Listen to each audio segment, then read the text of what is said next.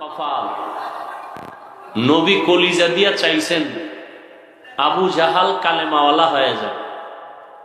নবী অন্তর দিয়া প্রাণপণে প্রচেষ্টা চালাইছেন চাচা আবু তালিব কালেমাওয়ালা হয়ে যায়। আল্লাহ আয়াত নাজিল করে বললেন, ইন্নাকা লা তাহদি মান আহবাবতা ওয়ালাকিন্নাল্লাহা ইয়াহদি মান ইয়াশা। আল্লাহ চান নাই।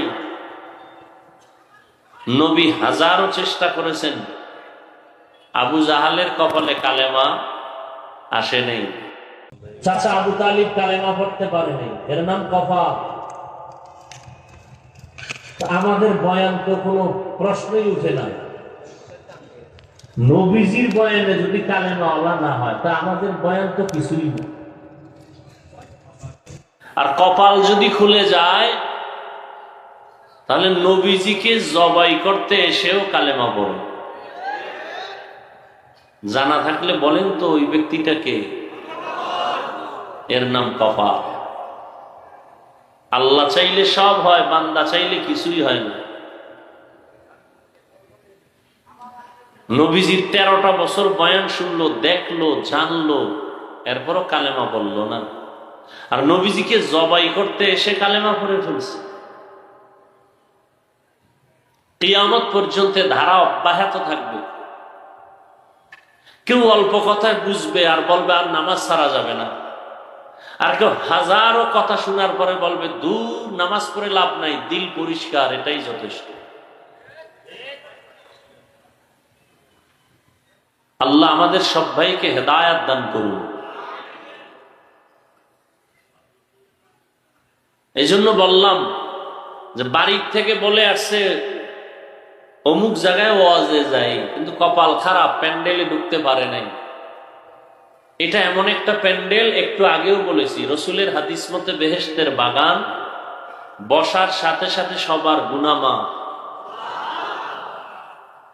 কিন্তু এই ওয়াজের নামে আরেক দল আল্লাহর বান্দারা আসছেন ঠিক, প্যান্ডেলে বসতে পারেন নাই। এরা দোকানপাটে কবিরা গুনাহ করতেছেন, তাজা নগদ গল্প গুজব করতেছে, হাসি তামাশা করতেছে, বেপর্দা নারীর চেহারা দেখতেছে, বা কবিরা গুনাহ হচ্ছে অনবরত। এর নাম কপাল। একটু হিসাব করেন। আবার একদল প্যান্ডেলে বসছেন, আপনাদের কপাল যে পুরা ভালো তাও আমি বলতে পারি না, কারণ ওই সমস্ত মানুষগুলো চূড়ান্ত ভালো কপাল থেকে পিছনে আছে, যারা মোবাইলটা সামনে নিয়ে প্রতিবন্ধকতা সৃষ্টি করে, তার কলবের মধ্যে কোনো কথা ঢুকবে না। কেন মোবাইল হাতে নিছে আমার বুঝে আসে না, আপনারা কি বুঝেন তাও জানি না। আসলে কপাল খারাপ, এটাই আমার জবাব। এতটুকু আমার জবাব। কারণ আপনি যদি বলেন যে হুজুর মোবাইলটা আমি বয়ান রেকর্ড করব, তা আপনার মোবাইলে রেকর্ডিং ভালো হবে না, ছবিও ভালো আসবে না। তো আপনার কাজটা তো মিডিয়াওয়ালারা করতেছে, আপনি বসে বসে শুধু শুধু সময় নষ্ট করেন কেন? আমার এটা বুঝে আসে না। আপনার কপাল খারাপ, এই জন্য মোবাইল হাতে নিছেন, ছবি তোলার জন্য পাগল হয়েছে। ইসলাম আপনার আব্বায় বানায় নাই, আপনার দাদায় বানায় নাই। ইসলাম রহমতের নবীর মাধ্যমে আল্লাহ পাক তৈরি করে দিয়ে গেছেন। কিয়ামত পর্যন্ত মদিনার আদলে ইসলাম চলবে, কারো মন গড়া মতামত দিয়ে ইসলাম চলবে না। সরকারের অর্ডার ছাড়া, মদিনার অর্ডার ছাড়া ভিন্ন কোনো কারণে ছবি তোলা 1000 কোটি বার হারাম। সরকার যদি বলে এখন ছবি লাগবে, শরিয়ত বলে জায়েজ। মদিনার রসুল যদি অনুমতি দেন এই কারণে ছবি লাগবে, জায়েজ। এই দুই কারণ ছাড়া ছবি তোলা স্পষ্ট 1000 কোটি বার হারাম। এই যে এমনি এমনি ছবি তুলেন কেন, কয় এমনিই তুলি, এমনিই কবিরা গুনাহ করতেছেন, বসে বসে বসছেন বেহেশতের বাগানে, করতেছেন কবিরা গুনাহ। বলার দায়িত্ব আমার, মানবেন কিনা সে দায়িত্ব আপনার। অতি চালাক কিছু মানুষ আছে সমাজে, এরা প্রশ্ন করবে, হযরত সুন্দর ফতুয়া দিলেন ছবি তোলা হারাম, মিডিয়াওয়ালারা কি হারাম করে, আপনি বাধা দেন না কেন? মিডিয়াওয়ালারা তো ভিডিও করে, তারা তো ছবি উঠায়, আমরা তাদেরকে দাওয়াত দিয়ে, অন্তত আমি বলি, আমি তাদেরকে দাওয়াত দিয়ে আনিও নাই আর নিষেধও করি না। কে কোন জায়গার থেকে আসছে তাও আমার জানার দরকার নেই, বলে দিলাম।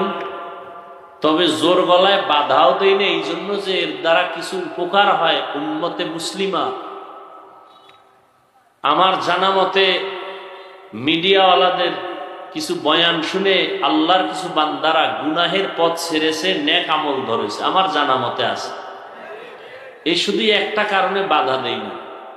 কিন্তু কোনো মিডিয়ার ব্যক্তি যদি অন্যায়ভাবে কিছু করে, কোনো আলেমকে অসম্মান করার নিয়তে কিছু করে, তাহলে ওর এই কাজটাই জাহান্নামে যাওয়ার জন্য যথেষ্ট, আর কোনো কাজ দরকার নেই। আল্লাহ হেদায়াত দান করুন। একটু আগেই কিন্তু বলছি, নবীজির বয়ান হেদায়াত আসে না, আমাদের বয়ান তো প্রশ্নই উঠে না। এরপরও কি বয়ান করব না? আল্লাহ বলেন হ্যাঁ করো, ওয়াযাক্কির ফাইন্নায যিকরা তানফাউল মুমিনিন। আল্লাহ কয় আলোচনা চালাও, কিছু না কিছু মুমিনের ফায়দা হবেই। 50,000 মানুষের মধ্যে ফায়দা না হলো একটা মানুষ যদি দিনের পথে আসে, এটাও অনেক কিছু। 900 বছরের উপরে নূহ নবী দাওয়াত দিছেন, একটা লোক কালেমাওয়ালা বানাতে পারেন নাই। 900 বছর, আরো বেশি। তারপরেও ফায়দা যে হচ্ছে না তা না। আলহামদুলিল্লাহ, অনেক যুবকরা নামাজ পড়ে, জীবনে মাদ্রাসায় যায় নাই, জীবনেও না। স্কুলে পড়ে, কলেজে পড়ে, চাকরি করে, ব্যবসা করে, জেনারেল লাইনে থাকিয়া বহু আল্লাহর বান্দা নামাজ পড়ে, পর্দা করে, হালাল খায়, কারণ হক নষ্ট করে না। আছে না নেই? তাহলে এটা ওলামায়ে কেরামের অবদান না? কথা বলেন না কেন? তাহলে উপকারটা হচ্ছে না? আল্লাহ সবাইকে কবুল করেন। আমি ওয়াল আসরি সূরাটা তেলাওয়াত করছি, এইটার উপরে অল্প কিছু ব্যাখ্যা করে মোনাজাত দিব। হাদিসটার ব্যাখ্যা আমি 5 মিনিট করি, খুব খেয়াল করে শুনুন। নবীজি বলছেন সমস্ত উম্মত জান্নাতে যাবে, যারা আমি মুহাম্মদকে মানে না, অস্বীকার করে, তারা জাহান্নামে যাবে। সাহাবায়ে কেরাম প্রশ্ন করলেন, হে আল্লাহর রাসূল, আপনাকে অস্বীকার করে তারা কারা? এখান থেকে একটু খুব খেয়াল করেন। নবীজি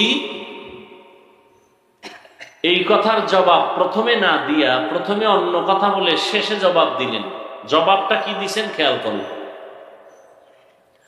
সাহাবায়ে কেরামদের প্রশ্ন ছিল, নবী আপনাকে যারা মানে না তারা কারা? নবী জবাব দিতে গিয়ে প্রথম কথা বললেন, মান আতাআনি দাখালাল জান্নাহ। যারা আমার অনুসরণ করে, অনুকরণ করে, ইত্তেবা করে, ইতাআত করে, তারা জান্নাতি। তার মানে তারা নবী মানে। যারা নবীর অনুসরণ করে তারা জান্নাতি, তার মানে তারা নবীকে জবাব দেন, মানে। এবার আপনাদের থেকে একটু বলেন তো, যারা নবীজির অনুসরণ করে তারা জান্নাতি, তাহলে নবীর অনুসরণ যারা করে তারা নবী মানে, এটাই ফাইনাল। আপনারা বলেন তো এর বিপরীত কথা কি হবে? যারা নবীর অনুসরণ করে না তারা নবী, আচ্ছা যে নবী মানে না সে জান্নাতি? এখান থেকে একটু খেয়াল করেন, নবীজির অনুসরণ যারা করে তারা জান্নাতি, মানে তারা নবী মানে। তাহলে যারা অনুসরণ করে না তারা নবী? নবী এ কথাটা বলেন নাই। নবী এ কথা বলেন নাই যারা আমার অনুসরণ করে না তারা নবী মানে না, এ কথা নবী বলেন নাই। নবী কি বলছেন? নবী বলছেন যারা আমার বিরোধিতা করে তারা আমাকে মানে না। এই দুইটা শব্দের মধ্যে ব্যবধানটা কত খেয়াল করেন।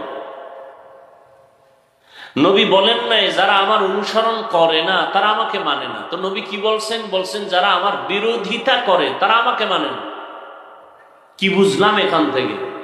এখান থেকে ওই কথা স্পষ্ট বুঝলাম, যারা নবীর অনুসরণ করে না তারা দুই দল। কয় দল? আজীবনের জন্য মনে রাখবেন, তারা কয় দল? এক দল আগ্রহী আর এক দল বিদ্রোহী। একদল দরদি আর একদল বিরোধী। উদাহরণ দেই সংক্ষেপ, কথার কথা। ডান দিক থেকে একটা যুবকরে জিজ্ঞাসা করলাম, এই যুবক, নবীজির আদর্শে নামাজ পড়ো না কেন, টুপি পরো না কেন? যুবক বলে, হুজুর টুপি পরা দরকার, নামাজ পড়া দরকার, চেষ্টা করি পারি না, একটু দোয়া করবেন। যুবকরা বলো, আগ্রহী না বিদ্রোহী? পক্ষান্তরে বাম দিক থেকে একটা যুবকরে জিজ্ঞাসা করলাম, এই যুবক, নবীজির আদর্শে টুপি পরো না কেন, নামাজ পড়ো না কেন? আমার কথাটা শেষ না হতে সে বিদ্যুতের গতিতে জবাব দিল, টুপি না পরলে অসুবিধা কি? আরেকটু যদি চালাক হয় সে আবার বলবে, টুপির মধ্যেই কি ইসলাম? বলুন তো, আগ্রহী না বিদ্রোহী? সত্য কথা বলেন, আগ্রহী না বিদ্রোহী? রসুলের আদর্শের বেলায় বিদ্রোহীর নাম বেঈমান। মানেন আর না মানেন, স্বীকার করেন সত্য কথা, ভুল হলে দাঁড়ায় যান। হাফিজ ভাই ভুল বলতেছেন, কানে ধরে তওবা করব সবার সামনে। আগ্রহী মুমিন, বিদ্রোহী বেঈমান। এই জন্য রসুল বলেছেন, যারা আমার অনুসরণ করে না তারা আমাকে মানে না। না না, এ কথা না, যারা বিরোধিতা করে তারা আমাকে মানে না। এখান থেকে কি বুঝলেন? যেই লোকটা নামাজ পড়ে না তাকে গালি দেওয়া যাবে না, যেই মানুষটা নামাজ পছন্দ করে না তাকে ছাড় দেওয়া যাবে না। ব্যবধান আছে না নেই? একজনে নামাজ পড়ে না আর একজন নামাজকে পছন্দ করে না, দুইজন সমান? একদিকে বেঈমান আর একদিকে মুমিন। যে নামাজ পড়ে না কিন্তু আগ্রহ আছে, মুমিন। আর যে নামাজকে পছন্দ করে না, ও 1000 বার কোরআন মাথায় লইল, তাজা বেঈমান। ব্যবধানটা বুঝলেন? তো একজনে নামাজ পড়ে না বইলা তাকে সি সি করে তাড়ায় দেওয়া যাবে না। আগে বুঝতে হবে আগ্রহী না বিদ্রোহী। আগ্রহী মুমিন, বিদ্রোহী বেঈমান। যে পর্দা করে না তাকে গালি দেওয়া যাবে না, যে পর্দা নামের বিধানকে পছন্দ করে না তাকে ছাড় দেওয়া যাবে না। যে হালাল ভাবে উপার্জন করে না তাকে গালি দেওয়া যাবে না, কিন্তু হালাল বিধানকে যে পছন্দ করে না তাকে ছাড় দেওয়া যাবে না। ব্যবধান আছে না নাই? অতএব একজনে নামাজ না পড়লে গালি দেওয়া যাবে?